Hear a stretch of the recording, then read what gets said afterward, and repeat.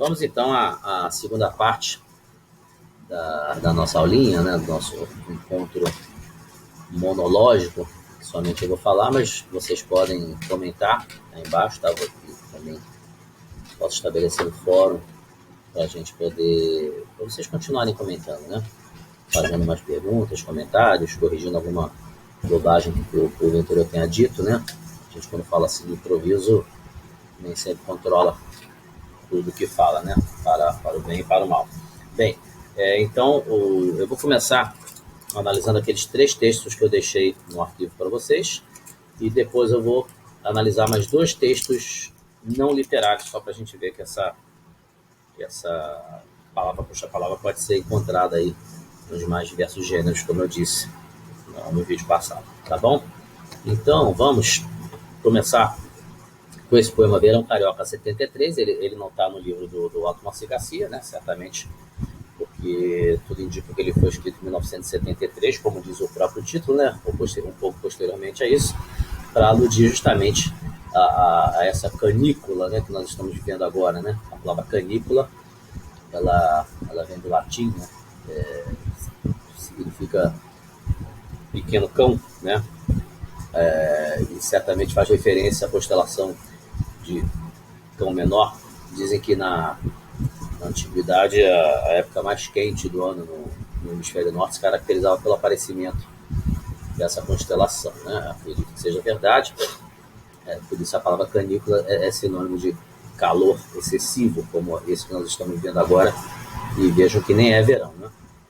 E eu escolhi também esse poema justamente porque eu queria, né, comprovar que, de fato, essa técnica do palavra puxa palavra, esse sistema de análise, poderia ser verificado em outros poemas do Drummond, que não aqueles que estão no livro do Otton, né, mas livros posteriores, inclusive, né? Bem, então, um dos alunos lá no fórum perguntou se a análise poderia começar, por exemplo, pelo título, né? Se o título já poderia ser um elemento sugeridor inicial. Sim, não há problema. Como eu falei lá, o título é sempre um elemento de coesão e de coerência muito importante, né? Porque ele geralmente é uma expressão referencial que engloba, né? Tenta englobar aquele texto ali. Repara que aqui nesse poema ele tem justamente essa função, né? É como aqueles trabalhos da escola, né, que a escola dava antigamente, né, que dava um texto para você e falava assim, dê um título para o texto, né? Então, o que a professora queria ali, o que o autor do livro queria ali é que você exercitasse a sua capacidade de síntese, né, de que com uma expressão referencial você abarcar demais, né? Até naquela relação de hiperonímia, né? Você dá um hiperônimo para todos aqueles hipônimos que estão ali, ou você estabelecer um campo semântico. Então, é o que acontece aqui, uma contextualização, né? Então, esse título aqui, ele contextualiza tudo, né? Verão, Carioca, 73. Você tem aqui 2 circunstâncias. A circunstância de lugar, né? Que é o Rio de Janeiro, né? Por meio do seu gentílico, e a circunstância de tempo, né? Que é a estação do ano verão, e provavelmente o ano de 1973, tá? Eu não pesquisei para saber isso, justamente porque um dos caminhos de análise interessantes para você começar, né, pela análise estilística, é você não fazer buscas que possam influenciar sua análise a princípio, entendeu? Tente analisar o texto em si mesmo, né? Então aquilo que eles chamam de close reading, né? A leitura fechada.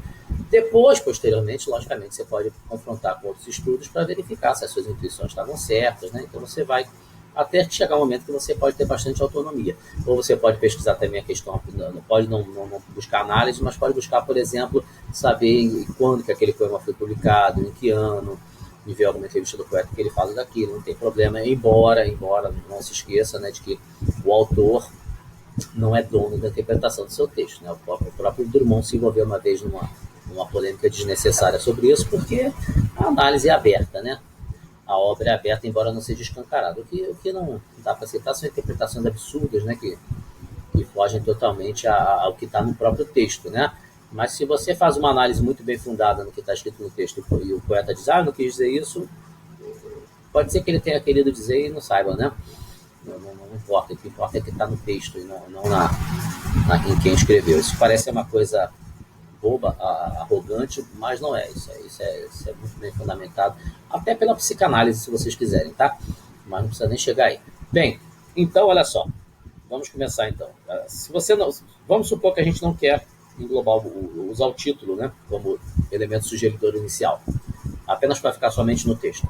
A gente pode começar então ali por Sol, o carro do Sol, como elemento sugeridor inicial, porque o Sol aqui é o elemento que está governando todas as demais coisas, né? Ele paira acima, ele irradia um calor insuportável, né? E todo o vocabulário do Drummond é um vocabulário muito ligado à figura da hipérbole, né? Porque não é um sol que somente é abrasador, mas um sol que elimina praticamente as pessoas, né? Veja um vocabulário aqui que a gente vai perceber. Então, todo esse vocabulário aqui catastrófico está ligado à ideia do sol aqui, né? Desse sol de verão, né? Então, quando ele fala o carro do sol passeia rodas de incêndio, nós já temos aí, inclusive, a própria palavra carro, né?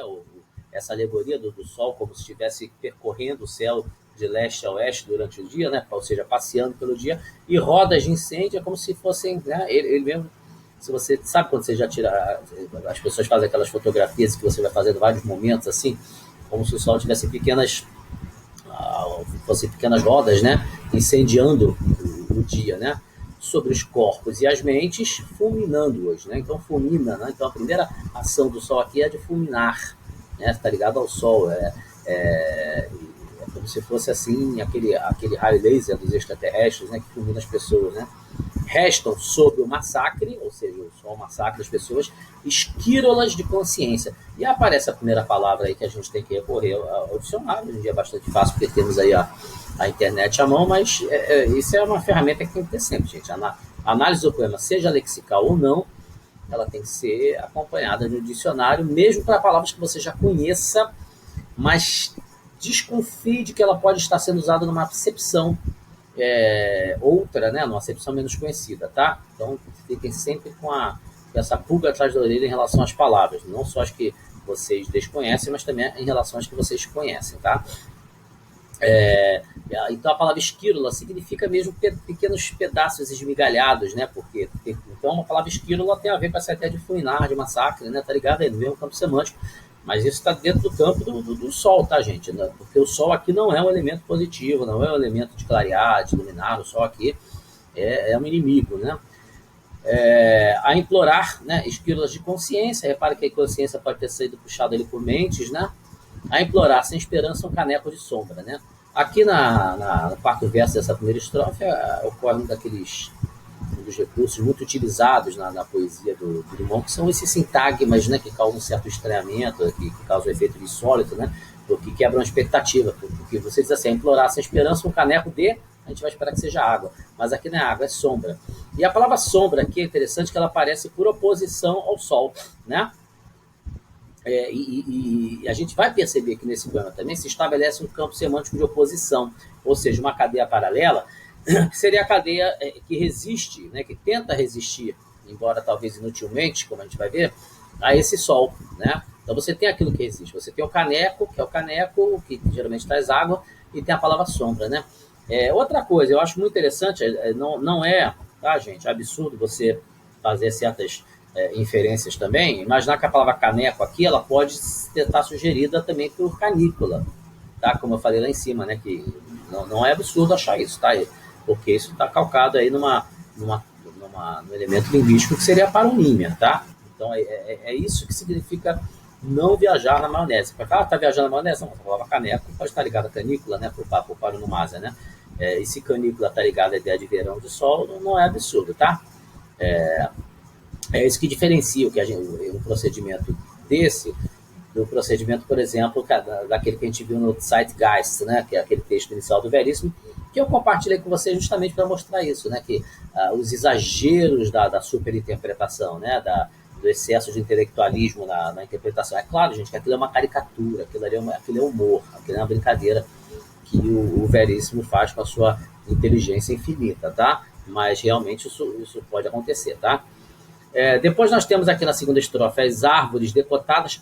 Tanto árvores quanto decotadas são palavras que estão nesse campo de sombra, né? Porque a árvore faz sombra, ou seja, alivia o calor, e o decote também. O decote é aquilo que deixa um espaço também para o ar, não é isso? assim como alamedas, que seriam um conjunto de árvores, né? Alamedas seria um conjunto de álamos, né? Que seria uma espécie de árvores. Então, todo esse verso aqui, só que aqui nós já temos alamedas sem árvores, né?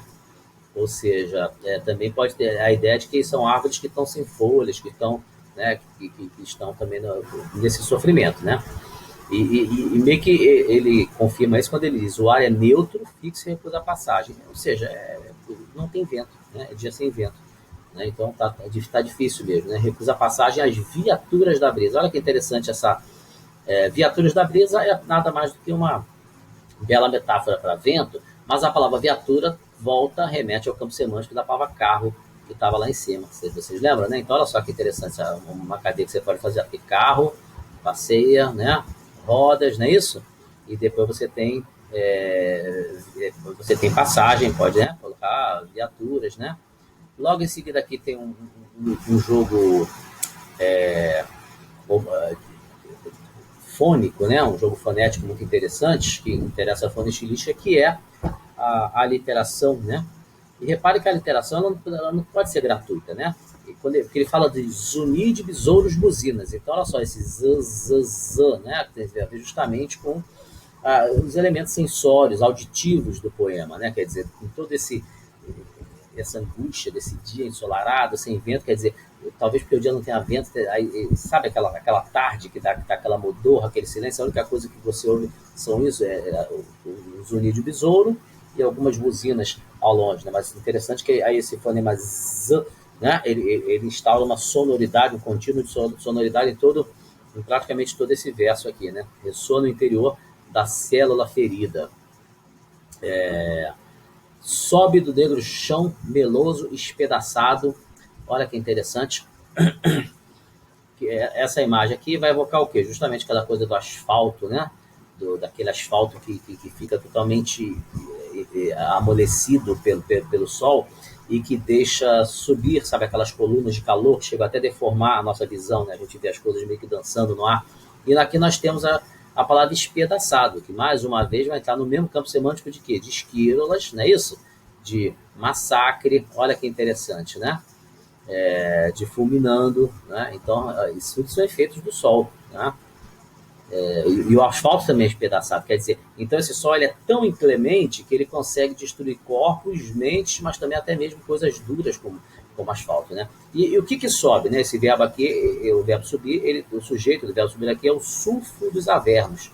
Mais uma vez o dicionário, né? Se vocês se lembram das aulas de química, sulfur é o nome latino para enxofre. Né? Esse, onde é que a gente acha enxofre? No inferno. Só que averno seria uma palavra erudita para inferno, né? Em pescoções de fogo, né? A palavra fogo aqui, então veja, né? Então nós temos lá em cima todo aquele campo semântico de sol, de calor, então continua aqui com a palavra averno, com a palavra fogo. Os pescoções de fogo são justamente aquilo, né, que eu falei, aquelas colunas de ar que sobem, sabe? Que chegam de ar quente, muito quente, né? Que chegam a deformar a paisagem, né?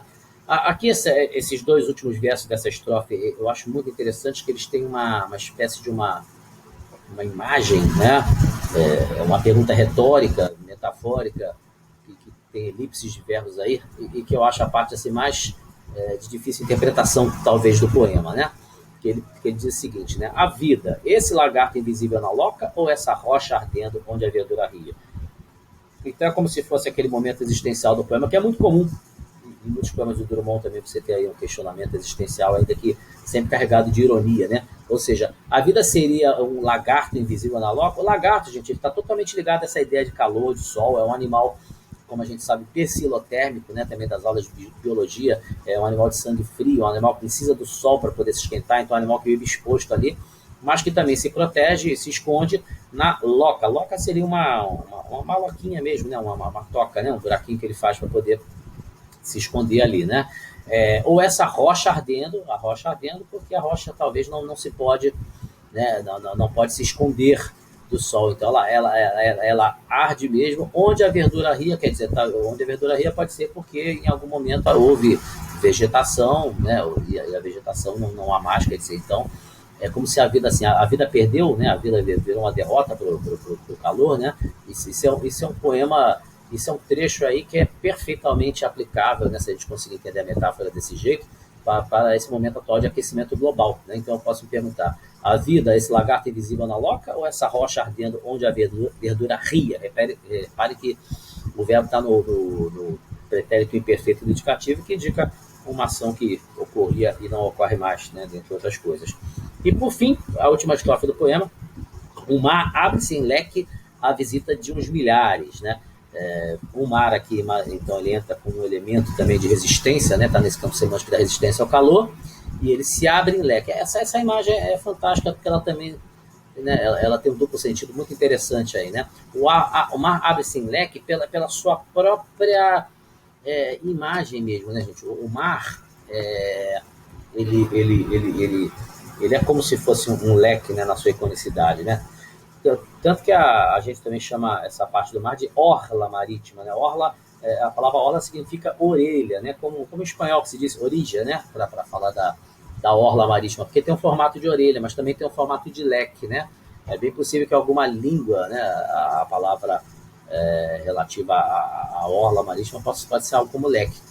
Né? Então tem a ver com o formato, mas tem a ver também com o fato de que leque, né, como vocês devem saber, é um instrumento de fazer vento, né? Que era muito usado antigamente, hoje em dia menos, mas no carnaval o pessoal ainda distribui alguns leques de papelão para a gente poder se aliviar um pouco, né? E logo em seguida, no segundo verso, nós temos a conjunção adversativa mas. Né? Então, o mar abre-se em leque a visita de uns milhares, mas, curvados ao peso dessa carga de chamas, esse imagem significa o seguinte, aquilo que vem depois do mas, eu sempre digo isso, é o argumento ou o fato que vai preponderar, que vai vencer, né? Então, se você está argumentando e você fala blá, blá, blá, blá, blá, blá, blá, blá, blá, você falou mas, o que vem depois do mas, né? Por isso que a gente percebe quando a pessoa fala assim, eu não sou machista, mas pronto, vai falar algo machista. Eu não sou racista, mas vai falar algo racista, não é isso? Então, o mar abre-se em leque à visita de uns milhares, quer dizer, isso pode representar o triunfo da resistência ao sol, mas o que vem em seguida é a conjunção adversativa mas, tá vendo? Então, a gente faz aqui uma análise do ponto de vista morfossintático, né, ou do ponto de vista da teoria da argumentação. Curvados ao peso dessa carga de chamas, né? Então, esses milhares são as pessoas, né, estão curvadas ao peso dessa carga de chamas. A carga de chamas é o calor do sol, tá? Mas sempre tem metáforas, né? Em mil formas de esforço e pobreza e rotina. Olha que interessante aqui a figura do polissíndeto, né? Ou seja, várias conjunções. Esforço e pobreza. Repara que ele não disse esforço, vírgula, pobreza e rotina. Falou esforço e pobreza e rotina. Porque isso parece aumentar a carga de sofrimento, né? Isso parece trazer mais esforço. É uma figura semelhante àquela que o Olavo Bilac usa naquele poema, que ele fala sobre o fazer poético, não é isso? Que ele diz o seguinte, trabalha e teima e lima e sofre e sua. Isso aumenta, né, a expressão do esforço, né? Isso é muito interessante usar aí o polissíndeto, né?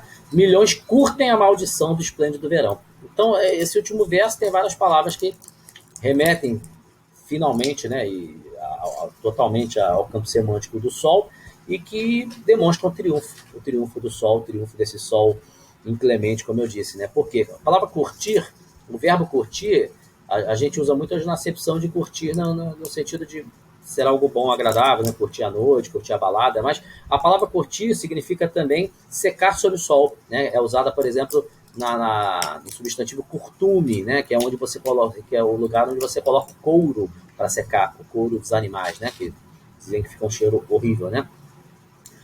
Maldição, a palavra maldição está ligada à ideia de inferno, não é isso? De algo, de uma condenação. Esplêndido, né? A palavra esplêndido vem de esplendor, né? De esplender, ou seja, brilhar, de brilho, né? Então o verão aquele é esplêndido, mas é um jogo também malandro, né? Não é esplêndido só no sentido de que é bom, é esplêndido no sentido de que causa uma luminosidade intensa, né? E a palavra verão, repara que ela está no título e ela fecha o poema, tá? Então vocês conseguem fazer aí uma série de interpretações em cima desses campos semânticos que eu levantei. O segundo poema aqui, João e José, do Martim da Vila e do João Nogueira, é de uma beleza, né? Na verdade não é um poema, é uma letra de canção. Há diferenças formais muito importantes entre letra de canção e poema, são gêneros textuais diferentes, Eu não estou discutindo aqui se música é literatura, música é literatura também, claro que é, mas a letra de canção e o poema são gêneros textuais diferentes, com procedimentos formais diferentes e que devem ser estudados nas suas especificidades, tá, gente? Você chega lá e fala, tudo a mesma coisa, isso se chama preguiça mental, preguiça analítica, tá? Mas a gente vai analisar aqui o poema basicamente na sua estrutura textual mesmo, né? Vai analisar essa letra de canção como se fosse um poema, não tem problema porque eu estou concentrado na letra, tá? Só em um pequeno momento ali que eu vou fazer uma alusão ao acompanhamento musical, que é importante, né? Bem, por que a canção se chama João e José? Porque João é o João Nogueira, José é o Martim da Vila, porque o primeiro nome do Martim da Vila é José, tá? Não sei se vocês sabem. Bem, então, começa com o diálogo, quem começa falando é o José, porque João é vocativo, certo? Então é outra pessoa. Então ele fala, ô João, seu xará batizou Cristo, Cristo batizou João. Olha que jogo interessante, a gente chama isso de quiasma, né? Xará batizou Cristo, Cristo batizou João, porque você faz um X. A palavra quiasma quer dizer em forma de X, né? Porque isso é muito interessante. Seu xará é João, então é como se fosse João batizou Cristo, Cristo batizou João. Houve uma reciprocidade aí. Então esse é um episódio bíblico, né? Famoso, que todo mundo conhece, em que Cristo ao mesmo tempo é batizado, mas também batiza seu primo João Batista lá no Rio Jordão. Rio Jordão fica ali na região né, como a gente sabe, da Palestina, ali na Jordânia, provavelmente, né? E a gente, isso é importante, tá? Esse é um elemento importante, tá? Como a gente diz nas receitas, reserve, tá? Deixa guardado que a gente vai usar isso. E aí ele continua, né? Repare que então que o nome João, a gente já pode começar uma cadeia com ele como elemento sugeridor inicial de uma cadeia importantíssima, tá? Que vai ter aí uma série de elementos, né? Então o João está ligado a João Batista, que está implícito aqui, ó, pode ser um B minúsculo, né? Cristo, Jesus Cristo, né? E depois ele aparece. Repare que esse João aqui não é o mesmo que o outro João. Olha que interessante, né? Os referentes são diferentes, né? Embora o signo linguístico seja o mesmo, os referentes são diferentes. Aqui é o João Nogueira, aqui é o João Batista, né? E temos aí depois o Rio Jordão. Então toda essa ideia religiosa, bíblica, ela está colocada aí. Depois a gente vem já para o elemento mais pagão, né? Se João também soubesse quando em junho é seu dia, viria do céu para a terra todo cheio de alegria, soltando foguetes, João, fazendo festejos e tanta fogueira, né? Então olha que interessante, aqui nós já temos o João aqui como o São João das festas juninas, não é isso? E temos elementos aqui como foguetes, fogueira. Guardem também esses elementos, porque aqui foguete, por exemplo, também vai ser um elemento que vai estar invocando outro universo semântico que a gente vai ver, tanto que tem a palavra queimava o mundo, né? Diz a lenda que queimava o mundo. E aí, repare que a palavra mundo também, ela vai, apesar de o signo linguístico ser o mesmo, ela vai apontar para referentes ligeiramente diferentes, né? Porque queimava o mundo aqui é o mundo do ponto de vista geográfico, né? Uma referência meio que genérica, né? Só que ele diz assim, por falar em mundo, como vai o mundo? Mundo aqui já é o mundo no sentido assim, como vai a situação política da humanidade, né? Tanto que vai puxando, né? E aí ele provoca, né? Fala assim, fala João, como é que é? Vamos, diga como fala o mundo. E aí o João vai dizer para o José, né? Ou seja, João Nogueira vai dizer para o Martim, né? Não tá mole não, ele já começa, né, pessimista. Esse mundo louco, olha, a televisão mostra sempre um pouco, né? Então essa coisa da mídia, né, da televisão, sempre presente aí desde a metade do século, mostrando os acontecimentos, né? Cada vez mais, depois já nessa época você já tem essa canção aí, deve ser do final da década de 70, começo da década de 80 no máximo, né? Em que a televisão mostra muitos conflitos internacionais, a gente sabe. Por que eu falei então do Rio Jordão? Não é isso? Repare que o Rio Jordão aparece aqui de novo. Só que o Rio Jordão que aparece aqui de novo já não é o Rio Jordão bíblico, né? Geograficamente mas politicamente é outra coisa. Politicamente já está se referindo às guerras no Oriente Médio, né? Que certamente no momento dessa canção estavam ali, né, infelizmente, em voga na imprensa, né, nos acontecimentos mundiais. E eu tinha falado da palavra lá em cima da palavra foguete, fogueira, repara que aqui já aparece, né? Bala de canhão, bomba de troco, né? Ou seja, então se você tem aquela bombinha de São João, né, que estoura, né, aquele foguetinho, você tem a bomba aqui que já não é a bomba das festas, mas a bomba das guerras, né? E aqui, mais uma vez, olha que interessante, a conjunção mas, né? Então ela vai mostrar que tem uma esperança, né? Tanto que ele fala mais a salvação. Repare que a palavra salvação ela remete, né, também ao campo semântico religioso, né? Até ao contrário daquela maldição que estava no poema lá acima do Drummond, aqui nós temos a salvação. E qual é a salvação? É Rosa do Povo. O que é a Rosa do Povo, gente? A Rosa do Povo é o poema, é o livro, né? É um dos livros mais políticos, né? Mais politizados do Carlos Drummond de Andrade também, que foi escrito, né? No momento de conflito mundial, né? E que certamente por isso serve de inspiração para eles nos momentos difíceis, né? Então a salvação está na poesia do Drummond. Olha que interessante, né? Quando eu escolhi essa canção, eu não tinha nem me tocado que ela fazia essa alusão ao Drummond, né? E faz alusão ao Drummond e coincidentemente se utiliza também da técnica do palavra puxa palavra. E isso são coisas maravilhosas que a gente vai descobrindo aí. Que dá ao povão um horizonte novo. A palavra horizonte é que eu acho muito interessante, né? Além da sua acepção aqui no sentido de esperança, né? Horizonte novo. Mas ela pode remeter também a Belo Horizonte, que é a capital de Minas, terra do Drummond. Então você pode ter uma associação inconsciente aí, Horizonte Novo, Novo Horizonte, Belo Horizonte, não é isso? Porque é como se tivesse uma coisa cifrada aqui. Repara que eles fazem um poema, uma letra de canção cifrada. Quando eles dizem que a salvação é a nossa rosa do povo, está querendo dizer que é o Drummond, mas não falou ainda. Vocês querem uma prova de que isso é absolutamente cifrado? Está nesse verso aqui. Jogo do Barão é rosa do povo. Ora, bolas, o que é jogo do Barão? Jogo do Barão é o jogo do bicho. Quem estabeleceu o jogo do bicho? Não sei se você sabe, o jogo do bicho foi criado ali, pertinho da UERJ, em Vila Isabel, justamente para ajudar os animais do zoológico, do antigo zoológico, que até hoje, né, tem um terreno ali em Vila Isabel, do lado ali praticamente da Praça Barão de Drummond, não é isso? E quem foi o Barão de Drummond? O Barão de Drummond foi o criador do jogo do bicho, a pessoa que administrava o zoológico lá e que criou o jogo do bicho, né? Não com o intuito de que fosse uma contravenção penal como é hoje em dia, mas com o intuito de poder ajudar os animais do zoológico. Por isso que chamava jogo do bicho, né? Depois as coisas foram tomando os rumos que tomaram, né? Como só ia acontecer aqui no Rio de Janeiro, né? Então, o jogo do Barão é a Rosa do Povo, essa é uma frase cifrada. Ele está querendo dizer, Drummond é o autor da Rosa do Povo, é isso? Então, tudo que é bom é rosa do povo, né? É esperança. Então, o nosso sambão é rosa do povo. O sorriso é rosa do povo. O Vasco, que é o time do Martin da Vila, o Mengão, que é o time do João Nogueira, é rosa do povo. Rosa do violão é rosa do povo. Aqui que tem um diálogo com a música, é por isso que eu digo. Analisar a letra de canção é uma coisa, analisar poema é outra, porque a letra de canção vai ter muitas vezes, tá? Nem sempre, mas muitas vezes, esse jogo com a própria canção. Se vocês colocarem no YouTube aí, procurar as versões que tem essa canção, tem a versão original do Martim da Vila com o João Nogueira, mas vocês podem encontrar uma versão mais moderna, muito interessante, que é do Samba Book, do João Nogueira, com o Martim da Vila e o filho do João Nogueira, o Diogo Nogueira, cantando igual ao pai, né, nesse diálogo aí, um acompanhamento ótimo. Mas quando fala assim, rosa do violão, você percebe no solo de violão que o violão se destaca, né? Que a rosa do violão é uma alusão aí à Rosinha de Valença, que é uma grande violonista que acompanhou essa turma toda, Martim da Vila, Maria Bethânia, várias pessoas. Depois, aí, quando ela estava no auge da carreira, ela teve um AVC. Ela, de fato, da cidade de Valença, no interior do estado do Rio, e ela ficou 10 anos aí, praticamente em estado vegetativo, e infelizmente faleceu, né? Bem, então,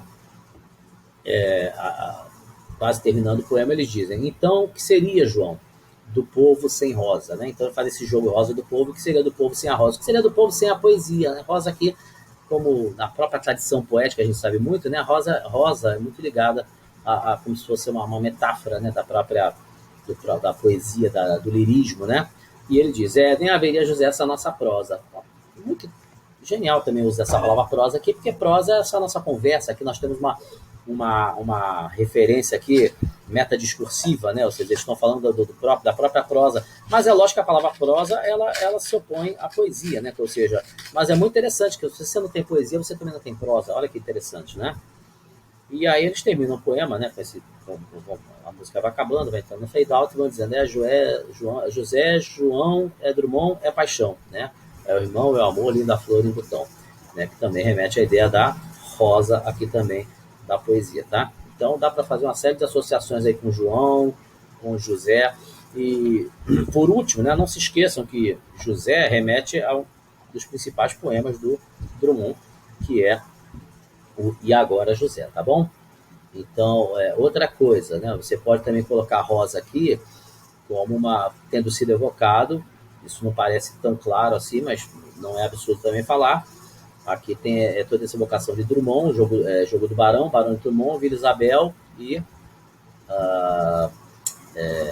Noel Rosa, né? Noel Rosa, que é o poeta, né, de Vila Isabel, o grande compositor de Vila Isabel, tá?